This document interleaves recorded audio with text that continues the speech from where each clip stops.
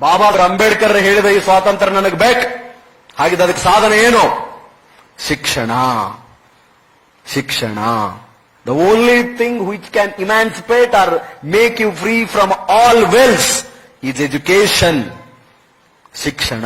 ಎಲ್ಲ ಈ ನಕಾರಾತ್ಮಕತೆಯಿಂದ, ಬಲಹೀನತೆಯಿಂದ, ಈ ಅಸಡ್ಡೆಯಿಂದ, ತಿರಸ್ಕಾರದಿಂದ, ದೌರ್ಜನ್ಯದಿಂದ ವ್ಯಕ್ತಿಯನ್ನ ಸ್ವಾತಂತ್ರ್ಯಗೊಳಿಸತಕ್ಕಂಥ ಏಕೈಕ ಸಾಧನ ಶಿಕ್ಷಣ.